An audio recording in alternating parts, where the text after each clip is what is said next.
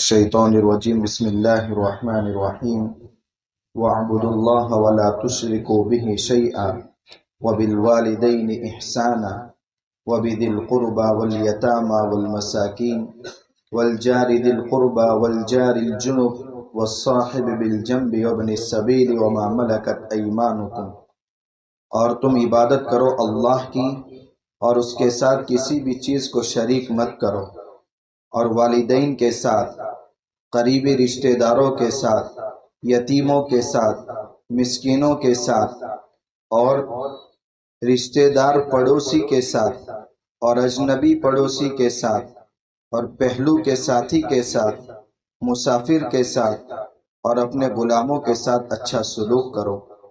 اللہ تعالیٰ اترانے والے، شیخی بگاڑنے والے کو پسند نہیں کرتا۔ اس سے پہلے کی آیات میں معاشرت کا تذکرہ تھا۔ اس آیت میں کن کن لوگوں کے حقوق ہر انسان کے ذمہ عائد ہوتے ہیں ان کا تذکرہ ہے۔ سب سے پہلے انسان پر اللہ کا حق ہے، اللہ کے جو احکامات ہیں ان کو بجا لانا۔ اس لیے سب سے بنیادی حکم دیا گیا کہ تم اللہ کی عبادت کرو، اور اس کی ذات میں، اس کی صفات میں کسی اور کو شریک مت کرو۔ ایک شرک جلی ہے اور ایک شرک خفی ہے۔ شرک جلی کا مطلب یہ ہے کہ اللہ کے وہ صفات جو صرف اللہ کے ساتھ خاص ہے، وہ صفات دوسرے کے لیے بھی ثابت مان لینا۔ اولاد دینا اللہ ہی کر سکتے ہیں، شفا اللہ ہی دے سکتے ہیں، مگر کسی انسان کے متعلق ایسے صفات ثابت کر لینا کہ اولاد آپ ہی دیں گے، شفا آپ ہی دیں گے، یہ درست نہیں ہے، یہ شرک جلی ہے، جس کی وجہ سے انسان دائرہ ایمان سے نکل جاتا ہے۔ اور ایک شرک خفی ہے۔ روایت میں فرمایا گیا کہ ایک شخص نماز پڑھ رہا ہے، نیت یہ ہے کہ دوسروں کو دکھاوا کر رہا تھا، فقد اشرک باللہ، اس نے بھی اللہ کے ساتھ شرک کیا۔ کسی نے روزہ رکھا دکھانے کے واسطے، اس نے اس عمل میں اللہ کے ساتھ کسی کو شریک کر دیا۔ جو بھی نیک کام کرے گا اگر نمائش مقصود ہے تو پھر اس نے گویا اللہ کے ساتھ کسی کو شریک کر دیا۔ اس لیے کل قیامت کے دن اللہ تعالیٰ فرمائیں گے کہ یہ نیک اعمال جس کے واسطے کیے تھے ان کے پاس سے جا کر بدلہ لے لے، ہمارے لیے تو کیا ہی نہیں ہے، تو ہمارے پاس سے بدلے کی امید رکھنا بھی درست نہیں۔ پھر آگے اللہ تعالیٰ نے اپنی ذات کے بعد جس کا حکم دیا ہے، والدین کے ساتھ اچھا سلوک کرو۔ یہ اللہ تعالیٰ نے اپنے حکم کے ساتھ فوراً اس کا تذکرہ کیا۔ اس سے اہمیت کا اندازہ لگا سکتے ہیں ہم کہ والدین کے حقوق کتنے بڑے ہوئے، مگر آج اس سلسلے میں خود مسلمانوں کی طرف سے اتنی کوتاہی ہو رہی ہے کہ ماں باپ کو اپنا بوجھ سمجھا جا رہا ہے۔ ایک عمر کے بعد ماں باپ کے سامنے اس انداز سے باتیں کی جاتی ہیں۔ دیکھیے، بوڑھاپا جو ہوتا ہے وہ بچپن سے بھی زیادہ خطرناک ہوتا ہے۔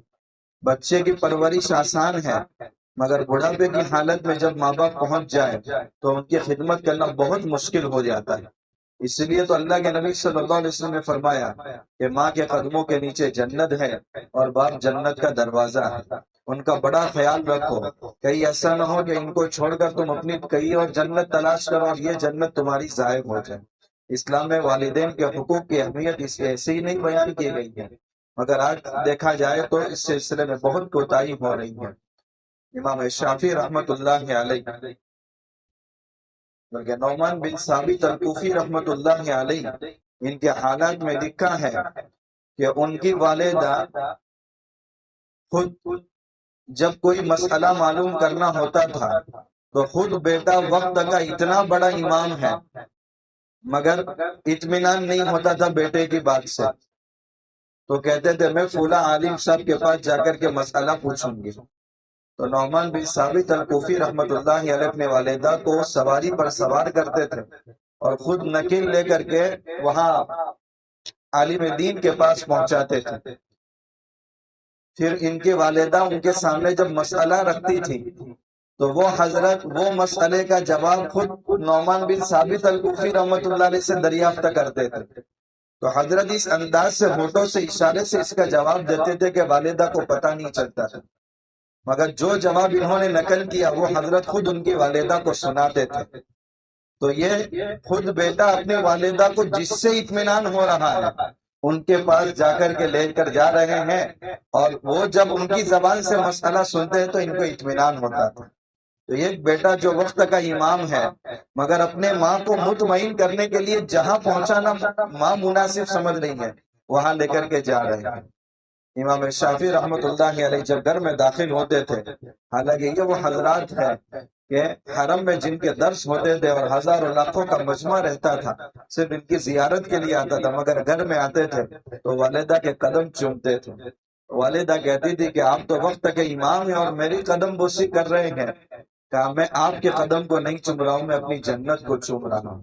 تو جب انسان کے دل میں اللہ کا خوف بڑھتا ہے تو اللہ اور اللہ کے بندوں کے حقوق کی فکر اس کے دل میں زیادہ پیدا ہونے لگتی ہے۔ یہ اسی کی اہمیت کے پیش نظر اللہ نے حکم دیا کہ میرے حقوق کے بعد فوراً والدین کے احکام پر اور ان کے حقوق کا خیال رکھو۔ ہاں، بہت سی مرتبہ زندگی کے اندر کوتاہی ہو جاتی ہے اور اسی حالت میں والدین ناراضگی کی حالت میں دنیا سے جاتے ہیں، تو تلافی کی ایک شرح علماء نے لکھی ہے کہ ان کے لیے خوب اصالہ ثواب کرو، قرآن پڑھ کر کے ان کو بخشو، ان کے نام پر صدقہ خیرات کرو، ہر نیک کام کر کے ان کو بخشو۔ آج ان کو ان کی ضرورت ہے، آج وہ ایک سبحان اللہ کے محتاج ہو گئے قیامت تک اگر یہ سلسلہ جاری رہا بہت ممکن ہے، اللہ کی ذات سے امید ہے کہ اللہ کل قیامت کے دن جب ہمارے والدین کو اٹھائے گا تو وہ ہم سے راضی ہوں گے۔ پھر آگے فرمایا قریبی رشتہ داروں کے ساتھ بھی اچھا سلوک کرو۔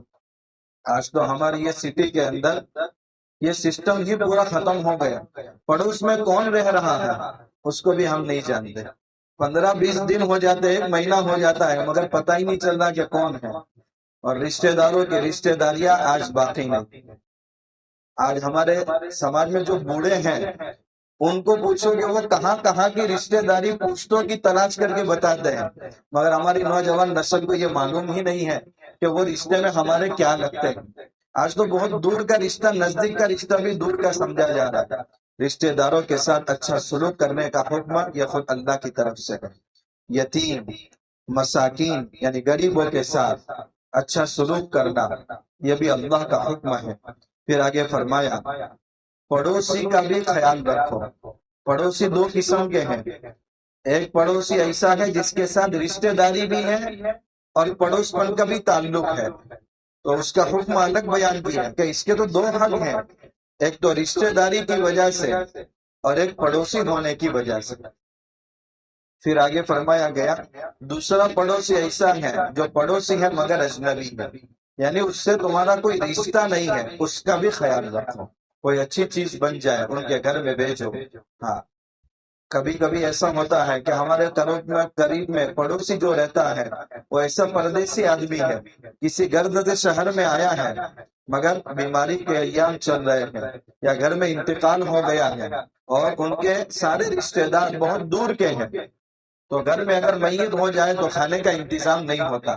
تو آج کل یہی سمجھا جا رہا ہے کہ بھئی موت کا کھانا کنبے سے ہی جانا چاہیے، یعنی جس کے گھر میں میت ہوتی ہے اس کے گھر میں کھانا بیچتے ہیں تو خاندان سے ہی بیچنا چاہیے، یہ ضروری نہیں ہے اس کے خاندان کے لوگ پاس میں رہتے ہیں، اس لیے پڑوسی کے حقوق بتائے۔ حتیٰ کہ اللہ کے نبی صلی اللہ علیہ وسلم نے فرمایا پڑوسیوں کے بارے میں مجھے اتنے تاکیدی احکامات دیے گئے ہیں کہ مجھے اندیشہ ہونے لگا کہ کہیں ایسا نہ ہو کہ وراثت میں بھی ان کو شامل کر لیا جائے۔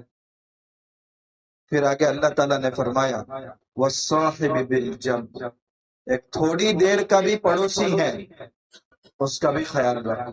تھوڑی دیر کا پڑوسی، آپ بس میں جا رہے ہیں، آپ فلائٹ میں جا رہے ہیں، ٹرین سے جا رہے ہیں، آپ کے پہلو میں جو ساتھی بیٹھا ہوا ہے وہ بھی پڑوسی ہے آپ کا، کہاں جا رہے ہیں ان کے حالات پوچھیے۔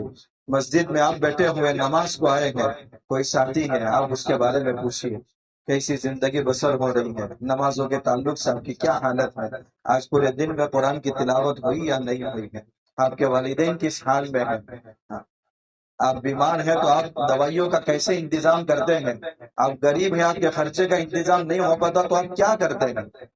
یہ حقوق بتائے ہیں، اگر 100% یہ حقوق زندہ ہو جائے تو کسی قسم کی کوئی پریشانی ہمارے سماج میں باقی نہ رہے۔ آگے فرمایا وَابْنِ السَّبِیلِ، اور مسافر کا بھی بڑا خیال رکھو۔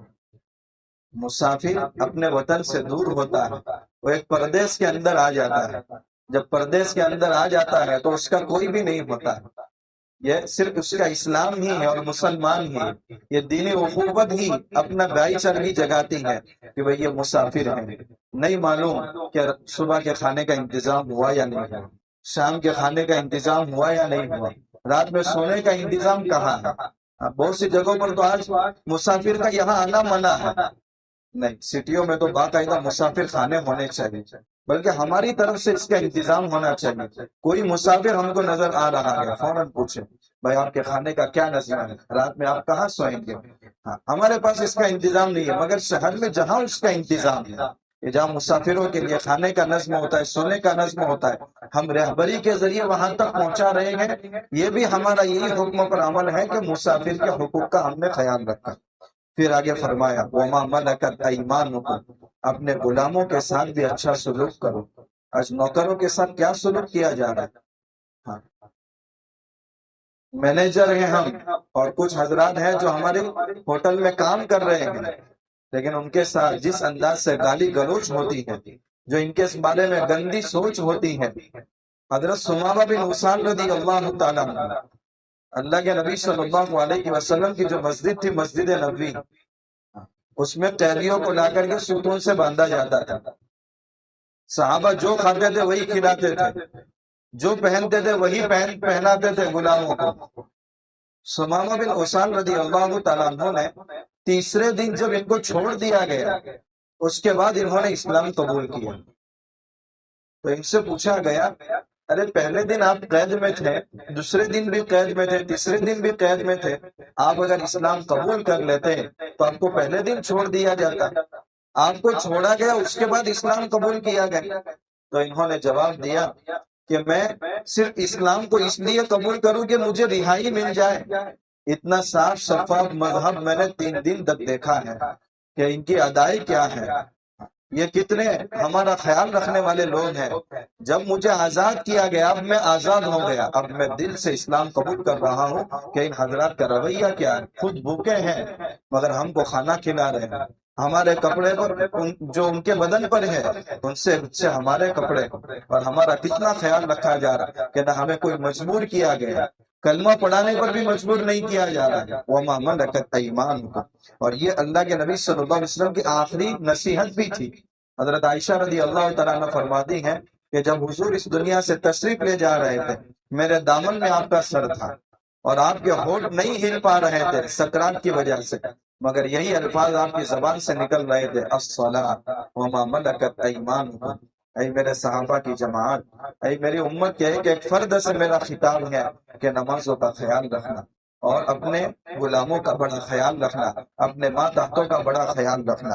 آگے اللہ تعالیٰ فرماتے ہیں ان سب کے حقوق میں اگر کوتاہی ہو رہی ہے تو اس کی واحد وجہ یہ ہے کہ انسان تکبر میں مبتلا، یہ گھمنڈ اس کو رشتہ داری رکھنے پر ابھارتا نہیں ہے۔ دوسروں کے حقوق جو ضائع ہو رہے ہیں اور وہ دوسروں سے بے رخی اختیار کر رہا ہے، اس کے دل میں گھمنڈ ہے، اس کے دل میں اتراہٹ ہے۔ اللہ تعالیٰ فرماتے ہیں اللہ شیخی بکارنے والے کو، گھمنڈی کو اللہ کبھی پسند نہیں کرتا، محبت نہیں کرتا اللہ۔ آگے اللہ تعالیٰ فرماتے 2 بیماریوں کا تذکرہ کیا ہے، ایسے لوگوں کی 2 کمزوریاں کون کون سی ہیں، بلکہ 3 کمزوریاں آیت سے سمجھ میں آتی ہیں، انشاءاللہ اس کا تذکرہ کل کریں۔ سبحان